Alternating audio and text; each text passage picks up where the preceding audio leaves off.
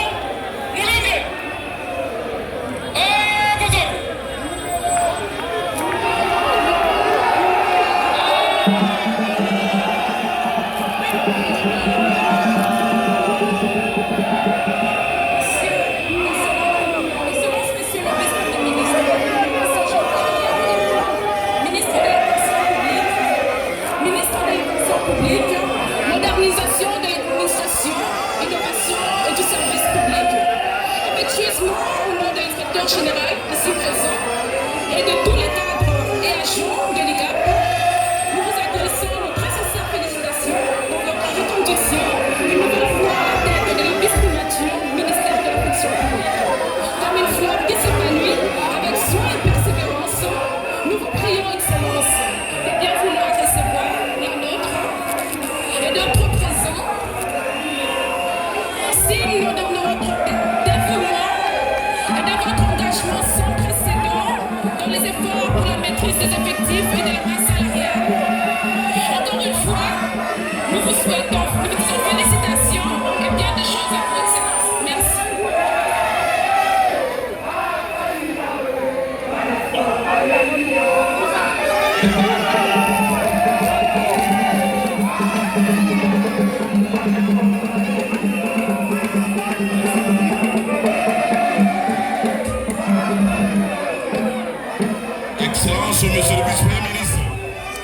L'inspection générale de l'environnement public vous remet cet outil de communication, le collet, à titre symbolique, pour que cette année, cette mandature, nous puissions vulgariser les textes et les lois réglementaires qui régissent la gestion des ressources humaines et de l'État.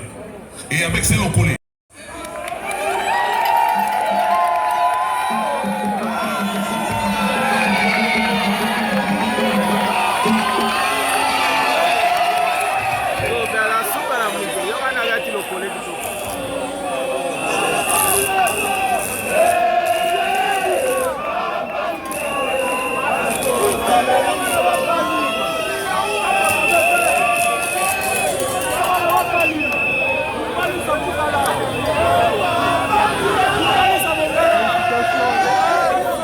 Excellence, excellence. Yaya. Coup marteau, coup marteau. Coup marteau.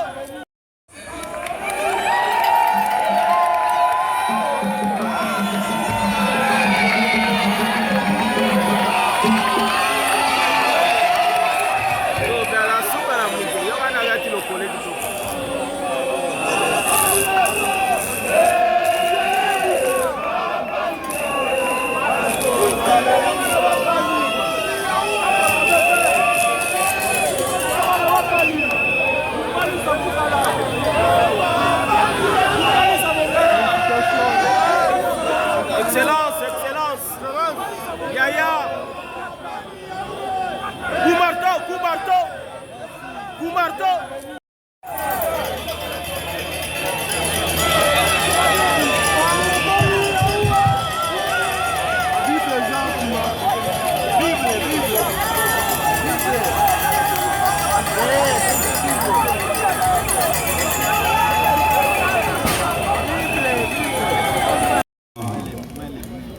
À Kinshasa, comme à travers tout le pays.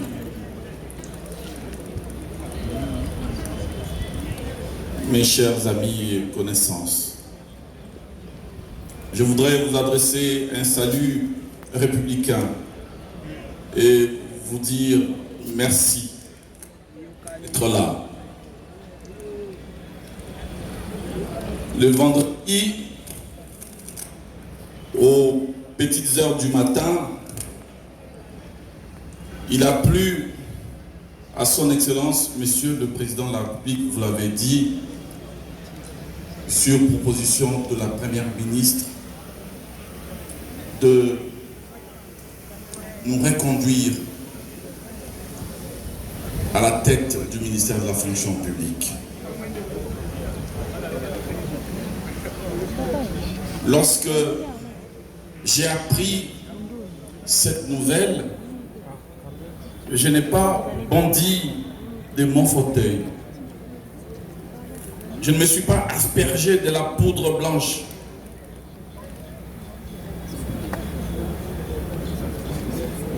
J'étais saisi par une certaine émotion. Émotion au regard de la gravité de l'instant, au regard de la charge morale immense,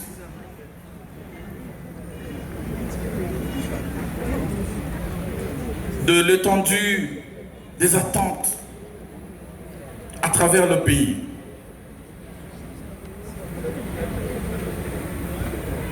Être nommé au gouvernement, c'est un honneur. Être reconduit comme je le suis est un honneur inouï. C'est vrai. Mais c'est aussi avant tout une responsabilité, une charge. Et lorsqu'on bénéficie des honneurs, j'estime modestement qu'on n'a pas le droit de festoyer. Qu'on a une seule obligation.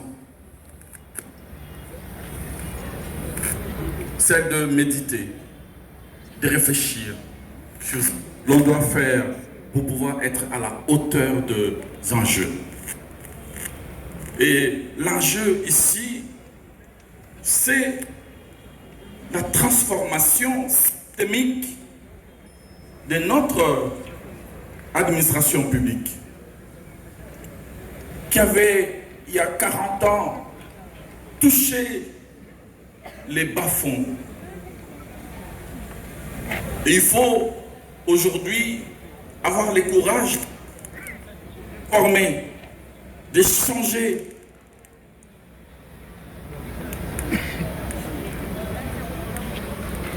De changer structurellement, profondément. Ça implique de bousculer des habitudes, d'éradiquer des antivaleurs, d'apporter de la vertu pour espérer redonner de l'espérance.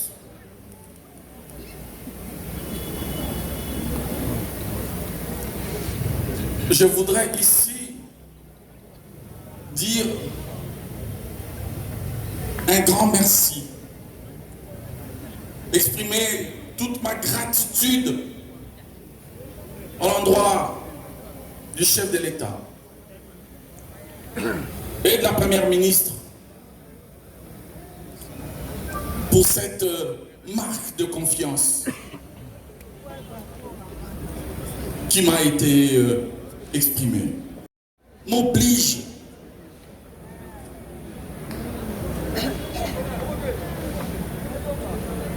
et je voudrais dédier cette reconduction à nos compatriotes de l'Est, aux agents et fonctionnaires du Nord Kivu, du Sud Kivu et de l'Ituri, qui traversent des moments difficiles. Je leur adresse un message de courage, de réconfort, un message de fraternité et de solidarité. Et leur faire la promesse d'agir pour qu'ils ne se sentent jamais abandonnés.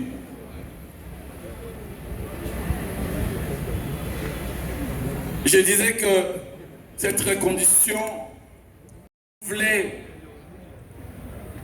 m'oblige à redoubler d'efforts pour rendre possible la matérialisation de la vision du président de la République, qui est celle de doter notre pays d'une administration publique efficace, efficiente, au rendez-vous des résultats, au rendez-vous du rendement, pour que nos compatriotes, ici à Kinshasa et à travers le pays, aient à bénéficier de services publics de qualité, partout, à travers nos administrations centrales, les administrations déconcentrées en province, à travers nos communes, à la police, au niveau de nos écoles, au niveau de nos hôpitaux, partout où il y a les services publics, que chaque citoyen puisse renouer avec l'espoir.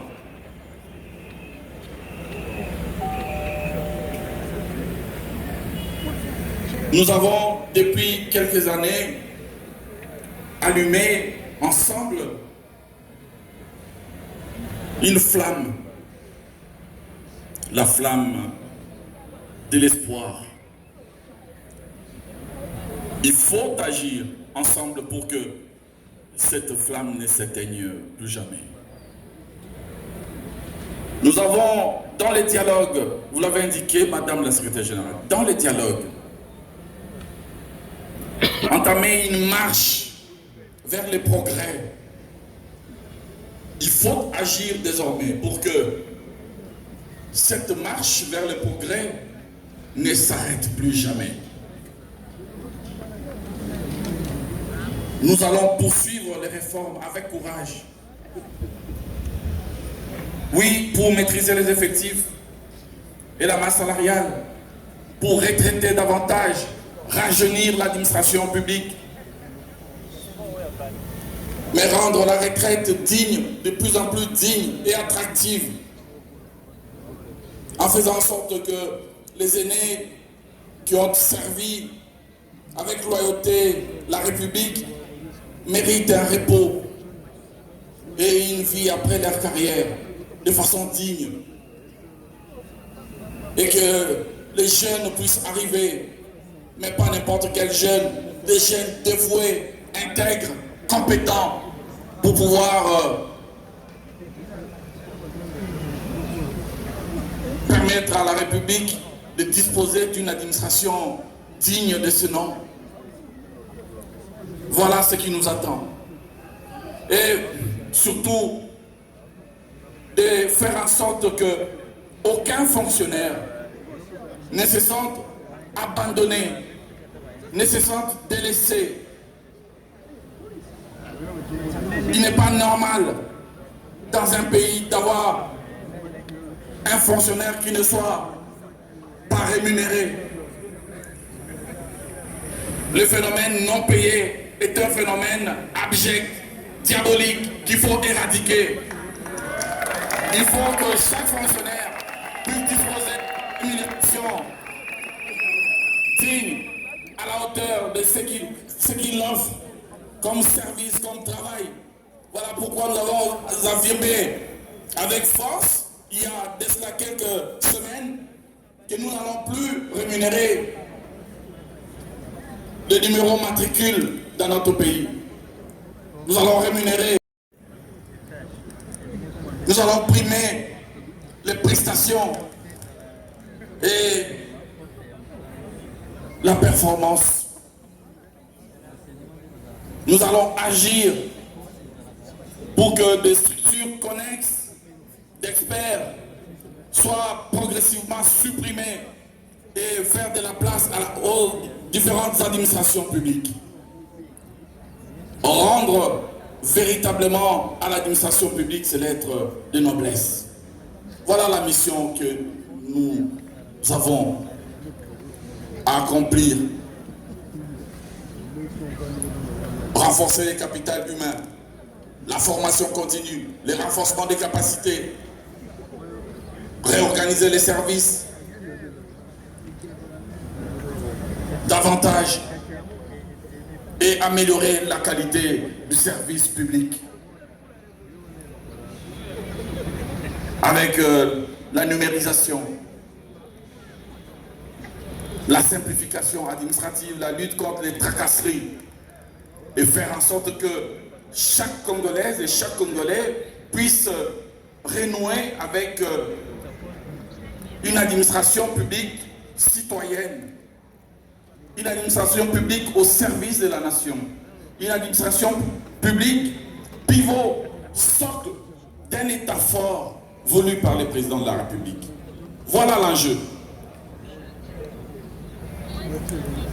Chaque fonctionnaire, ici à Kinshasa, comme à l'intérieur du pays, bénéficiera d'un programme spécifique de formation. Formation continue. Ici à Kinshasa comme à l'étranger, nous allons supprimer des privilèges. Supprimer des privilèges. Pour que ces formations, aussi bien ici à Kinshasa comme à l'étranger, ne soient pas l'apanage d'une poignée de fonctionnaires branchés avec des secrétaires généraux, mais faire en sorte que, objectivement, chaque agent puisse en avoir droit.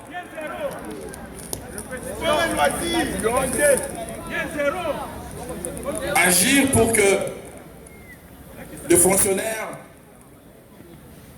qui n'ont pas d'identité administrative alors qu'ils prestent depuis des années, on les appelle des NU, puissent être régularisés mais aussi faire en sorte que plus jamais un fonctionnaire ne soit affecté dans un des services publics sans préalablement avoir la qualité de fonctionnaire. Mettre fin au phénomène NU à la congolaise et faire en sorte que tout processus de recrutement obéisse d'abord au principe de vacances de poste. C'est comme cela que nous allons petit à petit remettre notre administration sur le bon rail. À travers les dialogues, nous allons bientôt avoir une politique salariale qui soit à la hauteur des enjeux tels que l'a voulu le président de la République. Et cette politique salariale va nous permettre d'éradiquer les disparités, les injustices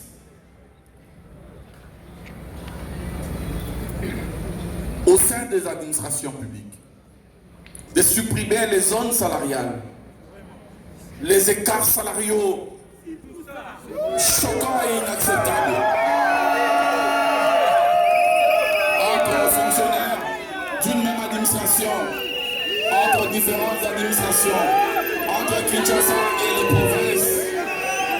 Ce système doit absolument être évacué, doit être anéanti. Nous allons de plus en plus expérimenter le principe de l'égalité, l'égalité salariale, égalité entre fonctionnaires, égalité entre administrations, égalité entre Kinshasa et les provinces.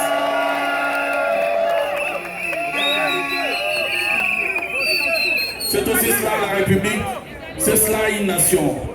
Il n'est pas normal qu'au sein d'une même administration, qu'on ait ceux qui ont 10 millions de francs et ceux qui bouffent la poussière avec à peine 300 000 ou bien souvent rien du tout.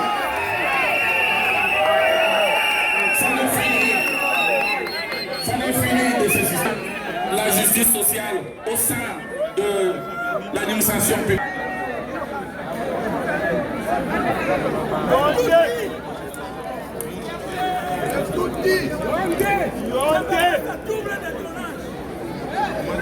Depuis l'indépendance, notre pays se bat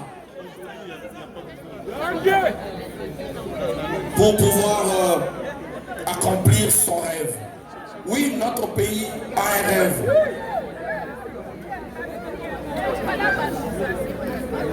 Un rêve porté par toutes les Congolaises et tous les Congolais, au-delà de leur clivage politique, au-delà de leurs différences. Ce rêve, c'est le progrès. Ce rêve, c'est la justice sociale. C'est pour la justice sociale que Lumumba s'est battu pour avoir l'indépendance de notre pays. Alors pourquoi aujourd'hui, 65 ans après, nous-mêmes, nous cristallisons des politiques qui fracturent la société, des politiques publiques qui sèment de la zizanie, qui créent des blessures dans le cœur des uns et des autres. Je dis et je vous remercie.